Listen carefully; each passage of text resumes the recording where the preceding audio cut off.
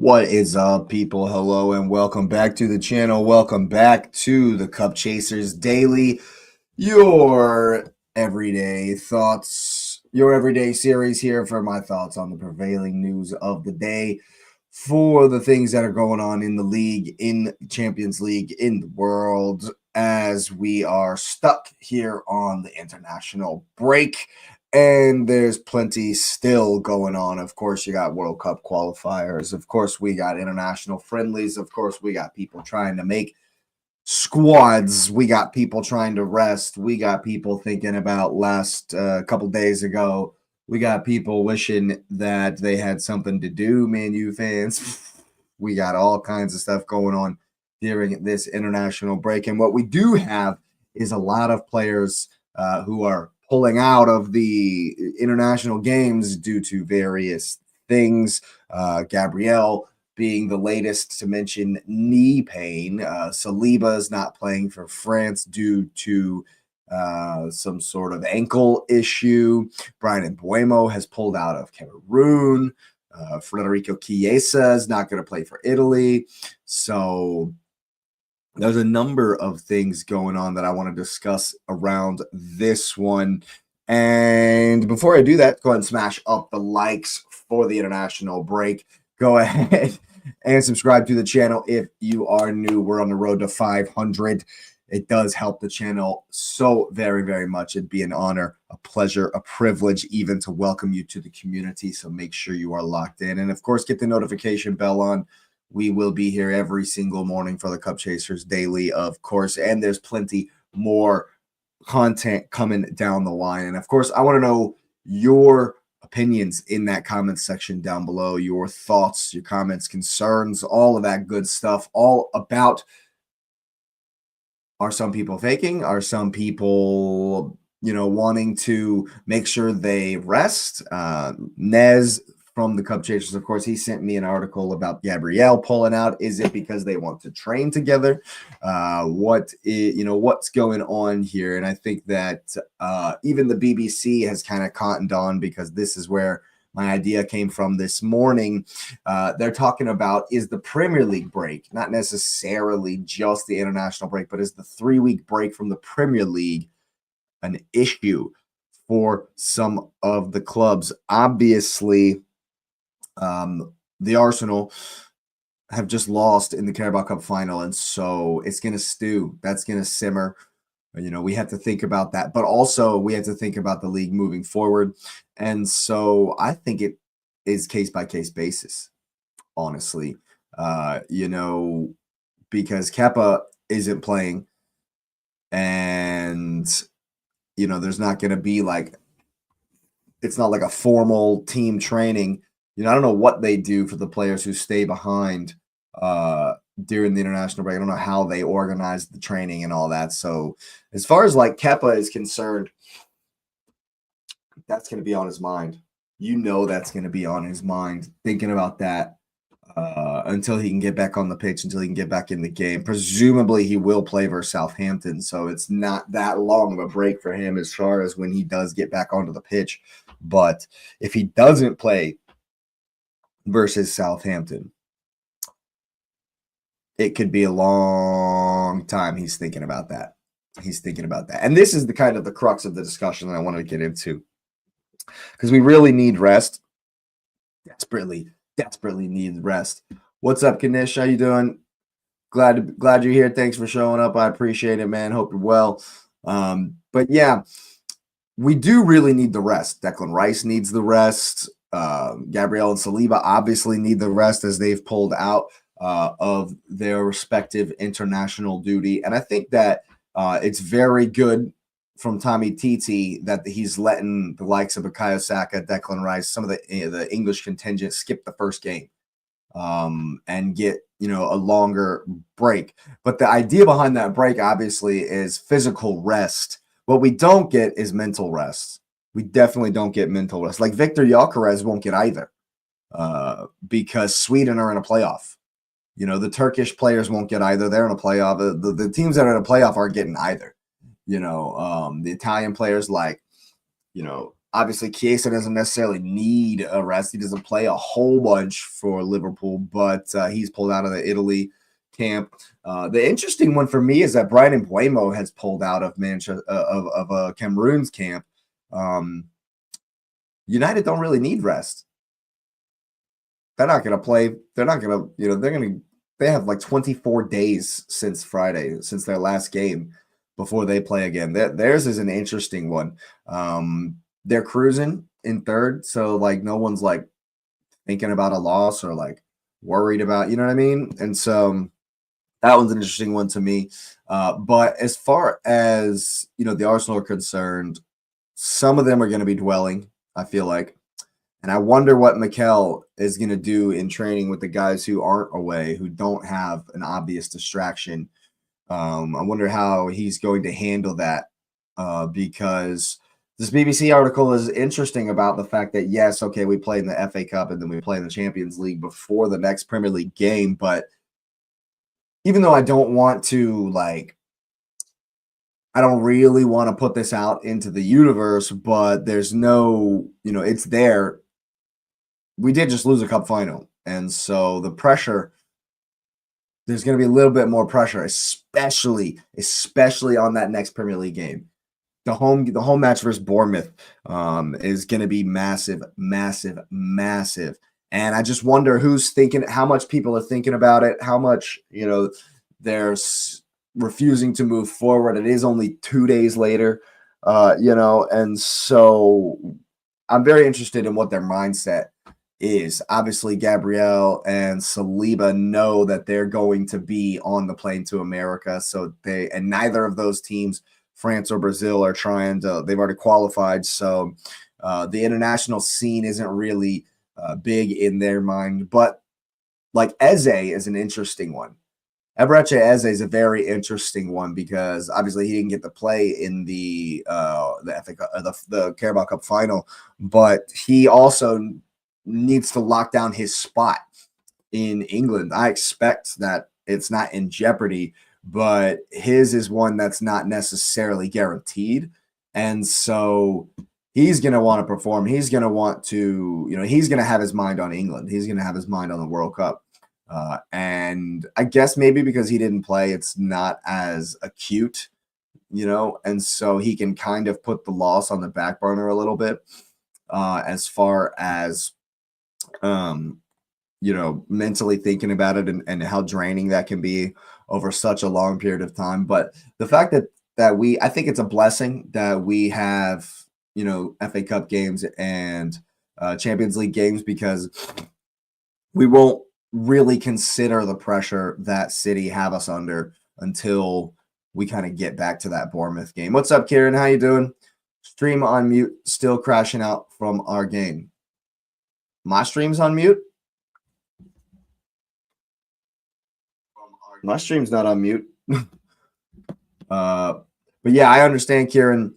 That was a tough loss. That was a tough one to take. I thought y'all were going to do better. I definitely thought Newcastle were going to do better.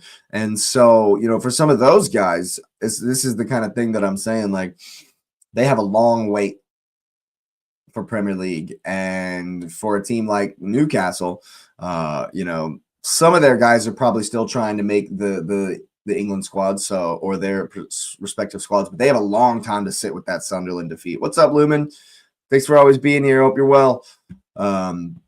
Yeah, it's so it's a different mindset for different people. It's for different players. There's all kinds of different things going on.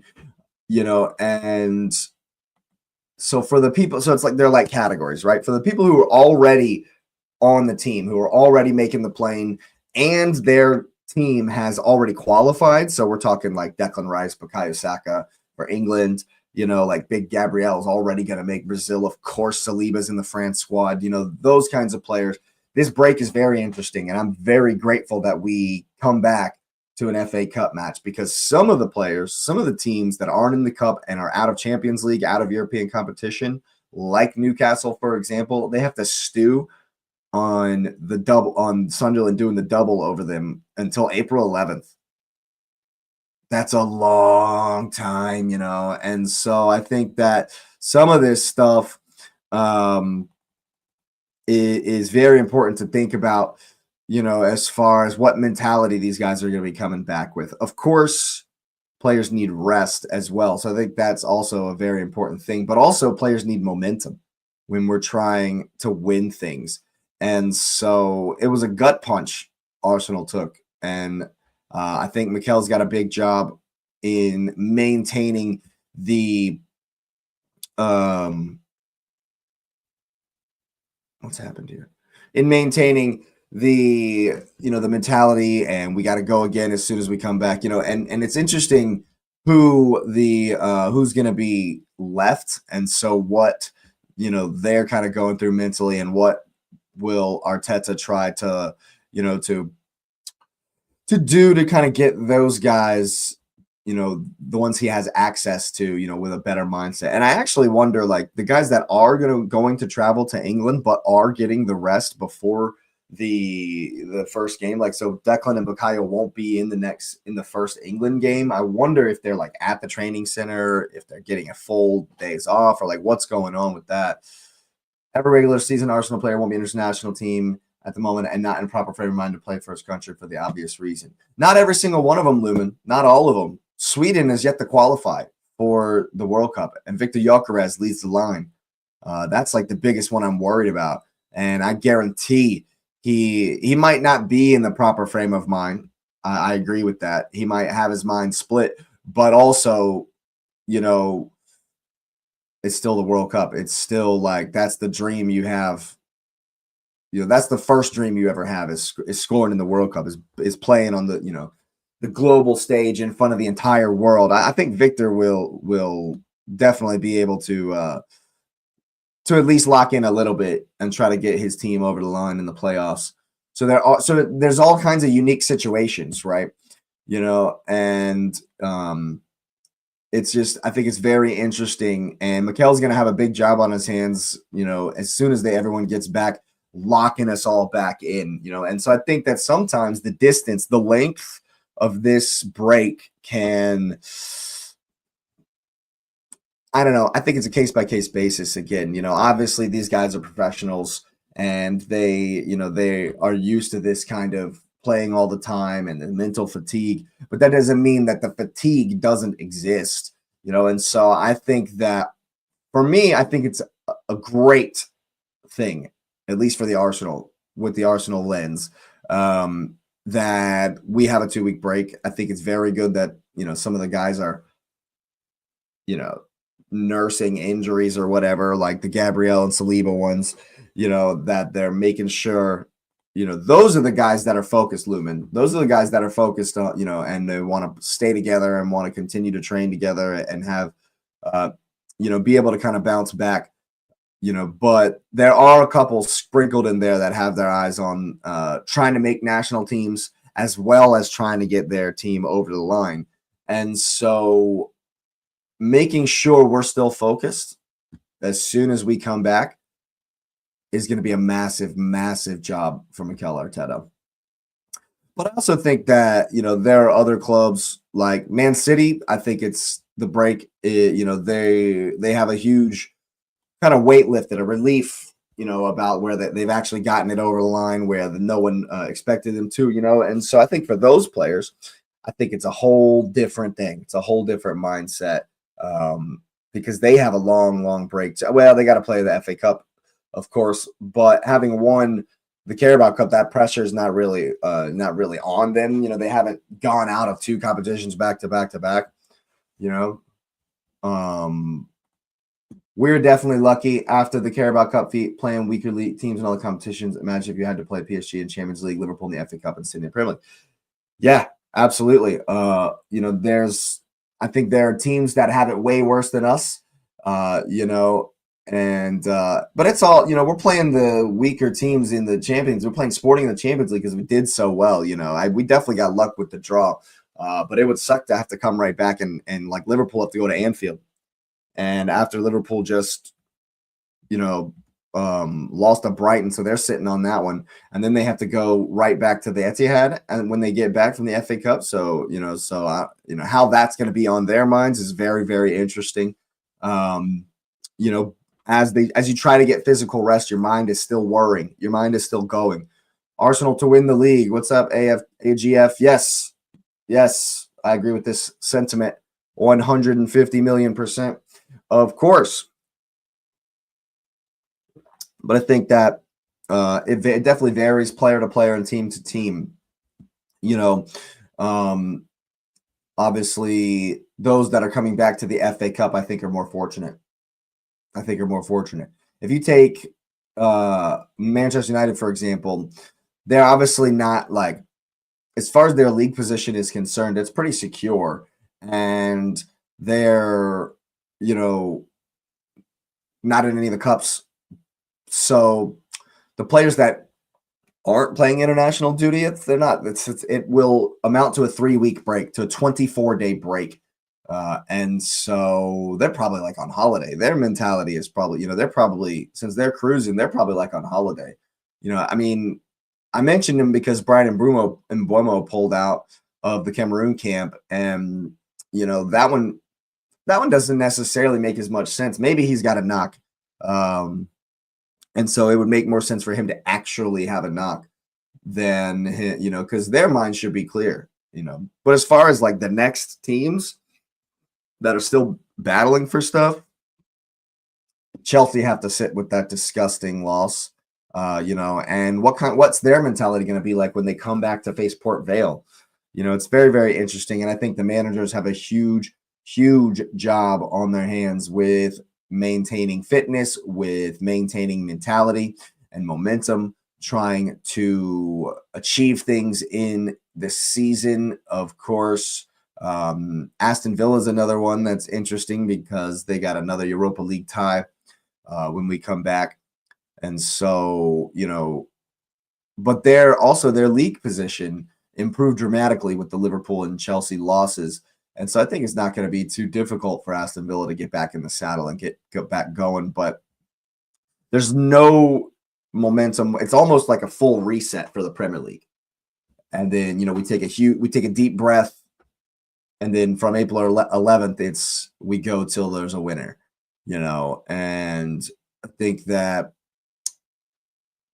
mentally, yeah, I think it's okay.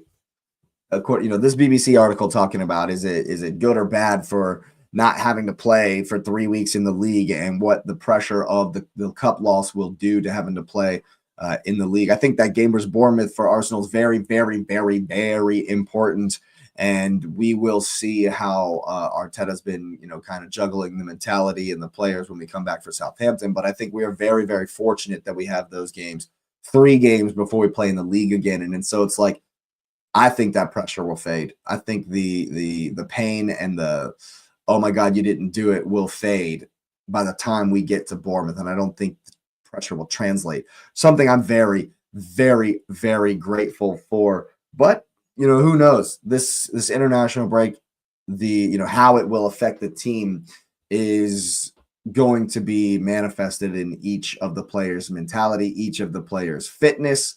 And that's why, for me, Mikel, Pep, Slot, the managers have huge, huge responsibility in how they're going to handle the players when they all come back from their international camps. But yeah, that has been the Cup Chasers Daily for this morning. It was definitely a good one, an interesting one about who's in, who's out, and varying motivations and how those motivations affect things moving forward. So go ahead and smash up the likes for the Cup Chasers Daily for the international break. I certainly appreciate it. Subscribe if you're new. We're on the road to 500. It would be an honor, a pleasure, a privilege even to welcome you to the community. It does absolutely help the channel. Of course, get that notification bell on. We got plenty more content coming down the line. Of course, make sure you locked in over on the shorts page. Got another one coming out today as well. And of course, I always want to know what you're thinking in that comment section down below. So thanks again for being here. I really do appreciate it. And you will see me next time.